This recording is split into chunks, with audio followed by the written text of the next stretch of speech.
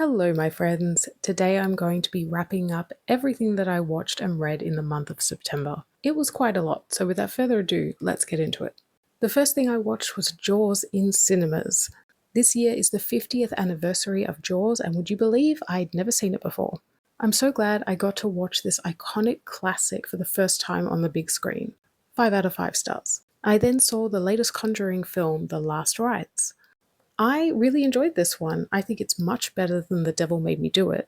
This was the last Ed and Lorraine Warren story, and I think that they wrapped it up really well.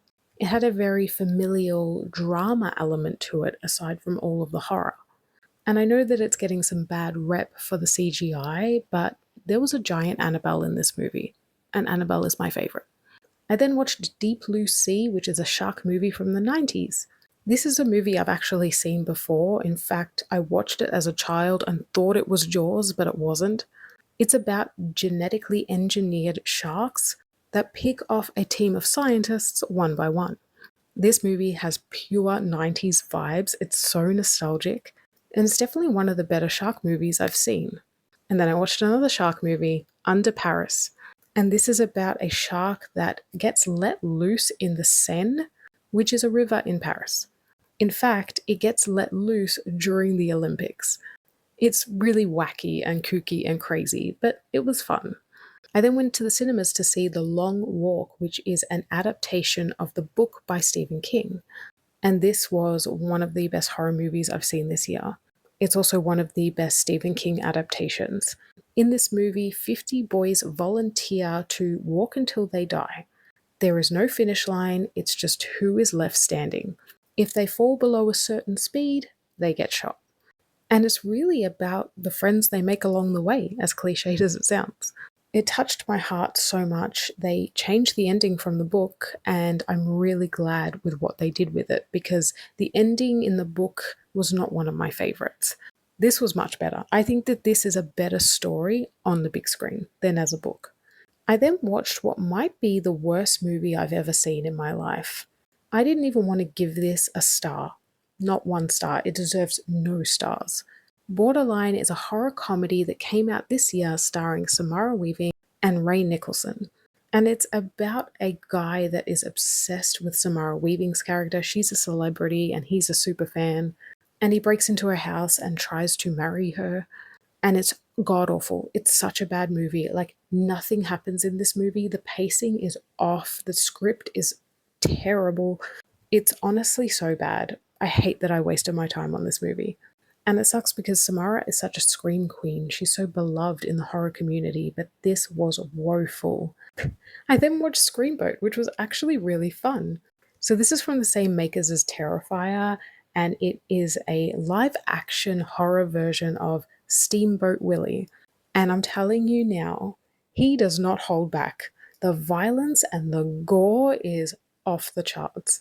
This was actually really funny and I enjoyed it. I then watched Peter Pan's Neverland Nightmare. Now, this is in the same franchise as Winnie the Pooh, Blood and Honey. And as bad as these films are, I do want to watch them all and eventually rank them. This one I liked more than Winnie the Pooh. It had a very dark, serious element. They were actually trying to make something serious here. Peter Pan is so creepy. Tinkerbell is on drugs. It's really messed up. I then watched Opus. Now, this is a movie that I really wanted to see, but it didn't come out to cinemas here in Australia. It is a music horror movie, and it stars John Malkovich, who is a renowned pop icon who emerges after all of these years of silence with a new album. And he invites a select few to come to his compound and listen to his new album.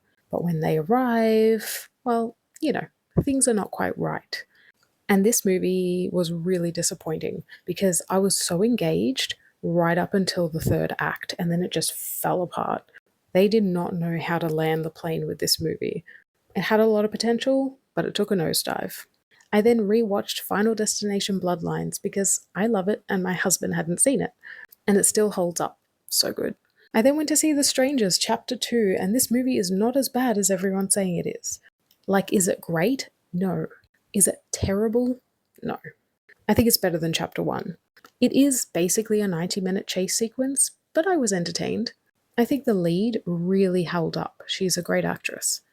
And yes, I know some people are a little bit annoyed because we're starting to get some background lore into who these strangers are, and people don't want to know. They're the strangers for a reason. But I'm a bit of a nosy girl and I want to know. I then watched Picture This, which was our movie club pick of the month. My mum picked this one, and this was really bad. This movie was just so cliched and run of the mill, and the lead had absolutely zero chemistry with her love interest. I felt nothing from either of them. In fact, when they kiss at the end, it looked like he didn't even want to kiss her. Like, I cannot explain how ridiculous and over the top this movie is. I do not recommend it. I then watched House on Eden, which is a brand new found footage film. And this one was a bit of a letdown for me because it was just so lackluster, especially in the scares department. It took so long to build up to the very first scare that at that point I wasn't interested. It's about a group of YouTube paranormal investigators who discover this house on Eden, and when they get inside, obviously it's haunted. It's actually more demonic than haunted, but it just doesn't go anywhere. It's just, yeah, it's a bit of a nothing burger, as they say. Now, onto television shows. I finished Dexter Resurrection Season 1, and this is one of the best things I've seen this year. Dexter is back with a vengeance, and we love to see it. I truly, truly hope this is renewed for a second season because Dexter is everything to me. And I finished Drag Race Brazil Season 2, which was okay. I didn't love it. It started off strong and then it sort of dipped in the middle and then it had a predictable ending. But the queens are amazing, the cast is awesome, and I really think that this season was better than the first one. In terms of books, I read one. I read Last Time I Lied by Riley Sager. But I've officially finished all of Riley Sager's books and I will be ranking them on my blog this coming Monday. This book follows a girl who returns to her summer camp that she went to as a child when 3 of her friends mysteriously disappeared, and she's returned as an adult to find out the truth. The only problem is she's a bit of an unreliable narrator, and she's also keeping some secrets about what happened that night.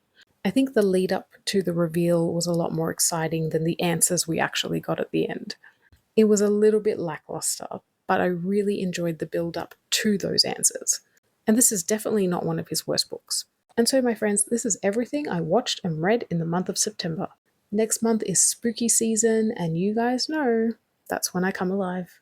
I will be posting every single day for Shark Halloween on my Instagram. I will be posting 31 days of shark horror movies because this year is all about sharks.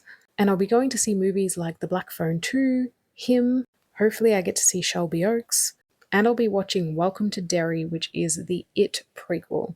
So let me know what you watched and read in the month of September, and I will see you very soon with another video.